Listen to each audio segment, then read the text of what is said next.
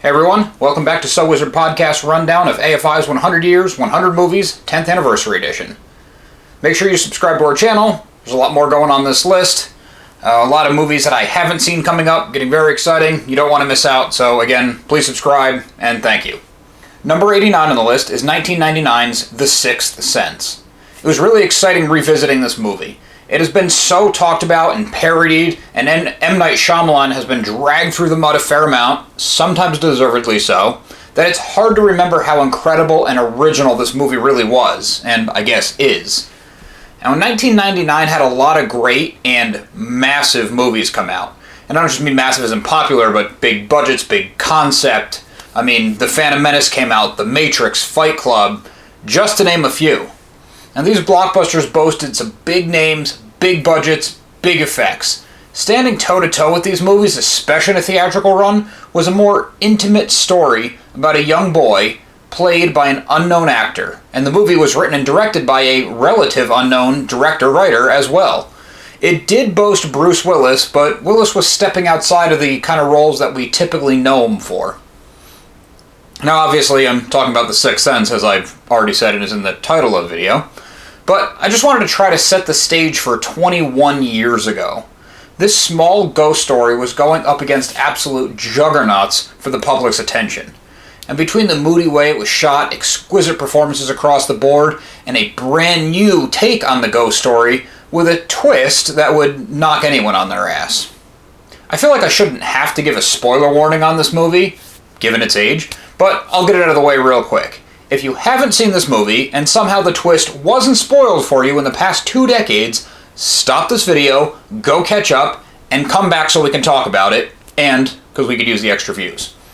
Now, come to think of it, everyone should rewatch this movie. As I was saying, it was great revisiting this classic. It holds up incredibly well through the test of time. The very personal story, intimate performances, and Shyamalan's amazing decision to leave any sort of computer-generated effects out of it help it age incredibly well. Now, the lack of CG was actually quite a large talking point at the time of the release. CG was kind of becoming the mainstream, and I mean, look at Phantom Menace, it's criticized now for the overuse of CG. The Sixth Sense follows Cole, played by Haley Joel Osment. He's a troubled kid who claims to see ghosts. His single mother, played by Collette, is loving, but she's way out of her depth, as any parent would be dealing with, paranormal, what she thought was delusions for a while. So, Collette's character hires Malcolm Crowe, played by Bruce Willis, who is an award-winning child psychologist. It's made clear that Malcolm is actually pretty good at his job, but he's haunted, I actually didn't mean that pun, by a pretty large failing in his past. Malcolm wants to repair past mistakes by helping Cole. Cole, it turns out, wants to change his own behavior patterns and help Malcolm.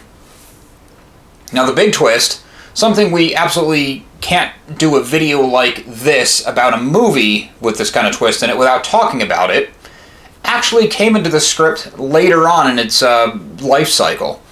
Shyamalan had the idea for the troubled boy who could see ghosts. He also had the idea for someone trying to help him, the psychologist, Malcolm's character, but in really early versions of the script, Malcolm's character was a crime scene photographer, not a psychologist. That must have been a drastically different movie because I have no idea how those two worlds would collide. So the idea that Malcolm has been dead for the length of the two's relationship was an absolute stroke of genius that made this movie the monster hit it's become. The plot twist became such a massive piece of pop culture, it also felt like Shyamalan took it on as a burden. Now, I'm not sure if this was a conscious choice he made, always trying to capture that magic twice, or if studios just expected it of him and would shoehorn a twist into any script he came out with next. We all know the trajectory of his career after this movie, and I'd rather celebrate his work on The Sixth Sense than talk about diminishing returns that followed. And that's coming from someone who has a much softer, a much more forgiving outlook on movies like The Village and Lady in the Water. With such a massive twist being what made The Sixth Sense magnificent, could have also been a double-edged sword that made the movie kind of a one-trick pony or only worth one viewing. Now, to really show how talented Shyamalan is or could be, the movie is loaded with Easter eggs, hints, clues, and these become more and more obvious with subsequent viewings. I've seen this movie countless times. I used to watch it a lot in the early 2000s.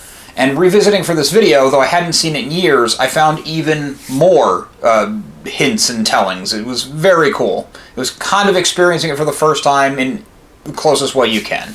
So as I get older and deeper into how movies are made, I find more to appreciate with movies like this that have every last little detail perfectly serving the plot. We've talked about how strong the script is. I think my favorite bit of writing in the script is that Cole decided not to fear Malcolm when every other ghost he'd seen has terrified him. Of course, Cole initially runs from him, he hides in a church, but he's open-minded and gives him a chance once he realizes that Malcolm is there to help. It's cool that Cole didn't just decide to help Malcolm. Malcolm was likely the catalyst that made Cole realize that he could be helped. Malcolm... Now, this may not sound like much of a revelation that you've seen the movie, but seeing the way the movie's resolved in the beginning of the very first act is kind of a stroke of genius, because it's all right there, we just didn't see it. The young Haley Joel Osment was the breakout star of the movie for sure. Child actors seem to have this bad habit of really acting. They play act. Osment brought a nuanced, subtle, and heartbreaking performance to Cole. He impressed Shyamalan in his audition by being the only kid to actually dress up, and he read the entirety of the script 3 times the day before the audition. Most of the other kids read through their part, and some prepped even less than that. So in a movie loaded with powerhouse performances, coming from older actors with plenty more life experience to draw on, Osment still stands out.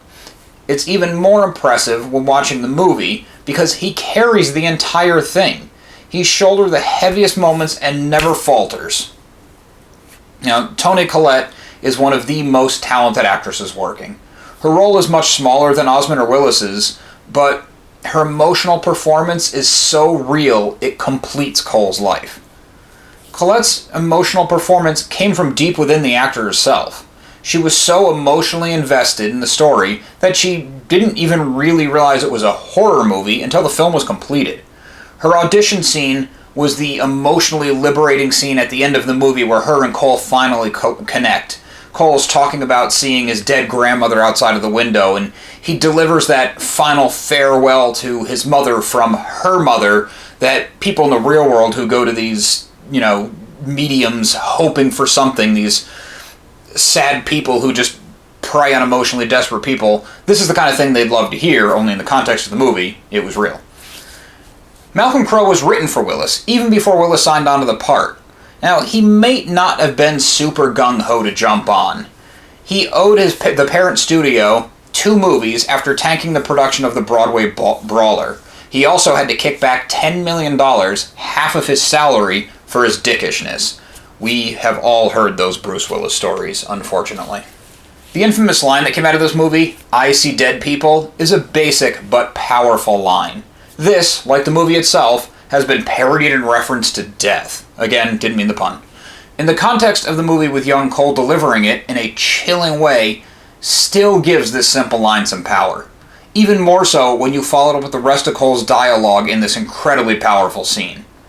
He says, "They're walking around like regular people. They don't see each other. They only see what they want to see. They don't know they're dead." Now, this line, Cole is flat out telling Malcolm and the audience what the big reveal of the whole movie is. It's a ballsy move for Shyamalan to just put it out there in the open like that, and it's really only apparent in subsequent viewings. It gets hammered home when Cole finishes the scene with, "All the time, they're everywhere," when he's asked how often he sees them. When the script was finished and Shyamalan went to sell it, it sold in a single day. It had an estimated budget of $40 million. Far too much of that went to Willis, if you ask me.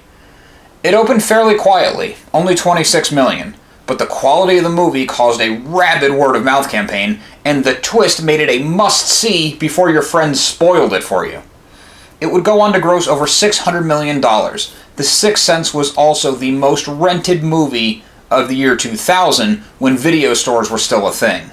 Not only is The Sixth Sense on the AFI 100 Movies 10th Anniversary list, but it was on the original version of this list and made several other best of and must-see movie lists. It had a staggering 36 award wins, with almost 100 nominations. It was the only movie to be nominated for the supporting actor and actress that year. Well, thanks for watching. Make sure to subscribe to our channel for more. Be sure to listen to So Wizard Podcast wherever you get your podcasts. So Wizard Podcast can also be found on Patreon, where for as little as $1 a month, you get multiple bonus episodes. SoWizardPodcast.com is your resource for reviews, recommendations, merchandise, and more. We love hearing feedback, so drop us a note in the comments or leave us something on social media. All the accounts can be found after the show. Make sure you come back next week for number 88 on the list, 1938's Bringing Up Baby, starring the exquisite Katharine Hepburn.